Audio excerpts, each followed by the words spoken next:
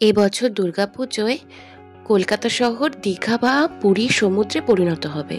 ঠিক এই আপডেটটাই লাস্ট ৩-৪ দিন ধরে বিভিন্ন নিউজ চ্যানেলে চলছে এবং আবহাওয়া দপ্তর থেকে একই কথা বলা হয়েছে। তাই সেই ভয়ে তোমরা নিশ্চয়ই মহালয়ার দিন থেকে ঠাকুর দেখা শুরু করে ফেলেছ। আমি পৃথা, পেটুক পৃথা চ্যানেলে তোমাদের সকলকে ওয়েলকাম জানিয়ে আরও একটা নতুন ব্লগ স্টার্ট করছি। আশা করি সবাই ভালো আছো। দিনটা ছিল তৃতীয়া, সরি একটু লেট হয়ে গেল আপলোড করতে। আসলে কিছু কাজ ছিল, তারপরে মাঝখানে পুজোর সময় আমার শরীরটা খারাপ হয়েছিল, একটু জ্বর ছিল, তার জন্য একটার পর একটা ব্লগ এডিট করে আপলোড করতে একটু টাইম লেগে যাচ্ছে। সেপ্টেম্বর মান্থ এন্ড, আমরা যারা মোটামুটি অ্যাকাউন্টসে কাজ করি বা অডিটিংয়ে কাজ করি তারা জানে যে সেপ্টেম্বর মান্থটা কতটা হেক্টিক থাকে আমাদের জন্য, কারণ কোম্পানি আইটি রিটার্নের লাস্ট ডেট বা ডিউ ডেট থাকে হচ্ছে সেপ্টেম্বর মান্থ এন্ড পর্যন্ত। সেটা দুর্গাপুজো হোক বা অন্য কোনো অকেশন, ডিউ ডেট কিন্তু এই কথা শুনবে না। তো সেদিন চলে গেছিলাম ডালহাউসিতে কাজ নিয়ে। তো ফেরার সময় মহাকরণের ওখানে যে নতুন মেট্রো স্টেশনটা হয়েছে সেখান দিয়ে ফিরেছি। আমার অফিস যাওয়ার ছিল, আমার অফিস হচ্ছে নিউ টাউন ইকো স্পেস, তো সেক্টর 5 হয়ে আমি যাব। তো ফার্স্ট টাইম আমি এই রুটটা নিচ্ছি বলে আমি ভাবলাম এটা একটা রেকর্ড করে রাখি। তো বাইরে ভীষণ গরম ছিল, আর যে মেট্রো স্টেশনে ঢুকলাম এত ঠান্ডা, পুরো চিল্ড এসির হাওয়াটা এসে জাস্ট মনে হলো একদম রিফ্রেশ হয়ে গেলাম, একটু শান্তি পেলাম। তো টিকিট কেটে নিলাম। টিকিট আমার পড়েছে 30 রুপিস অনলি, আর লাইন খুব একটা ছিল না। আর আমার মনে হয় যেহেতু এই টাইমটায় মোটামুটি সবাই ফেরার রাস্তা থাকে, তো তার জন্য আমি গিয়েই মেট্রো পেয়ে গেছিলাম, মানে আমার খুব বেশিক্ষণ ওয়েট করতে হয়নি।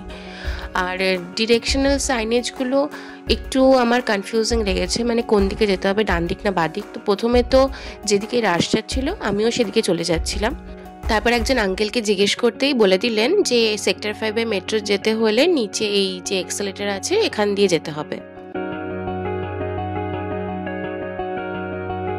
আমি মেট্রো স্টেশনে পৌঁছেছিলাম মোটামুটি 6:40 নাগাদ।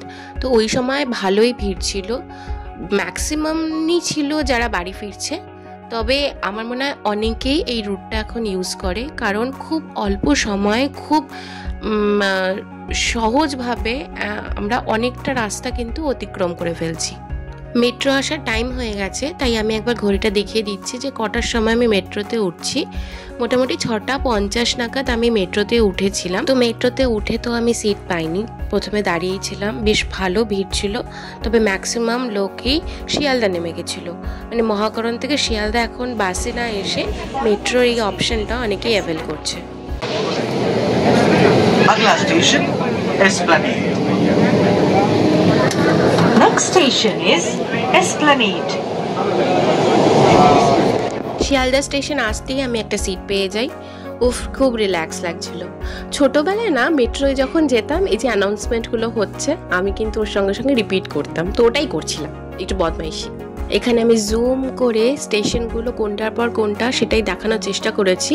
আমি মহাকরণ থেকে উঠেছিলাম, তো পরপর স্টেশনগুলো ঠিক এরকম ছিল: মহাকরণ, তারপর এসপ্ল্যানেড, তারপর শিয়ালদা, তারপর ফুলবাগান, তারপর সল্টলেক স্টেডিয়াম, তারপর Bengal chemical, city centre 1, central park, Karunamoyee, sector 5।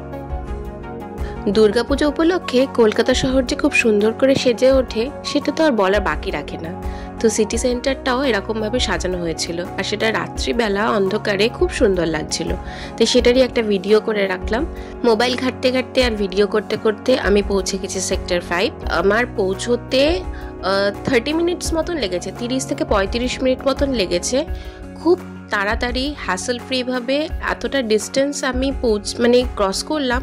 আমার সিরিয়াসলি বলছি, এই রুটটা অনেক মানুষের অনেক হেল্প হচ্ছে, নিশ্চয়ই হচ্ছে। তো আপাতত ব্লগটা আমি এখানেই এন্ড করছি। আবার নতুন কোনো ব্লগ নিয়ে তোমাদের সামনে আমি হাজির হব।